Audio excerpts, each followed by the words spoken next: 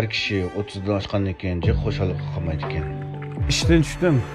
Bir og'aynam to'labdi ekan, shu yerga kelib kelay. Xushallik ne o'g'lim? Bana 100'den bir tane aytdi. 230 koy buldu ha. 210 koy verin bugün. Hemen kulak tanışmaydı adamı muhabbet koyup bırakırdım beri. Dadam do'st tutyapti kerak bir soat ustida g'ashqirg'a. Ben kapılmaya azizin gamlaştırıp verin.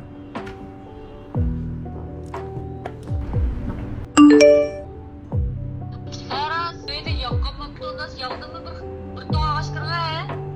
Ben kapılmaya kontaşen gamlaştırıp verin.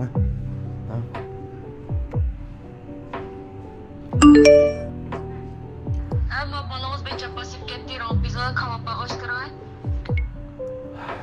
Bolda tamakını ammaycım. Hoşlanlam ipçikteyim ben. Adash, bir tal chekinglar. Bolda taşvip ettim adaş. Mana qo'ygansandan bir bering. Rahmat. Hammamiz tamaki chekishning yaxshi emasligini bilamiz. Teshmi. Faqat shu ro'yi tushgun chog'da biror tal chekib o'zimizga tasalli izlaymiz.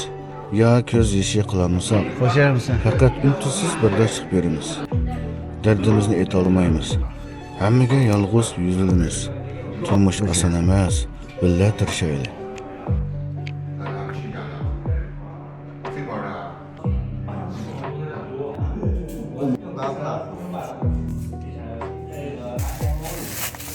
Bir yuvataya açık.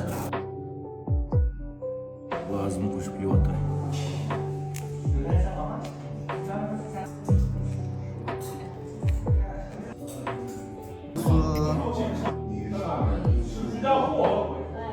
Ochiqqa zodi qilmadim men bugun. Turmush murakkab ham illiq. Parcha ham liqda. 30 yoshda oshxona qilgandan qo'shildi. Yana xo'shalik bir ko'rdi. At ishdan tushgan ko'rishayli.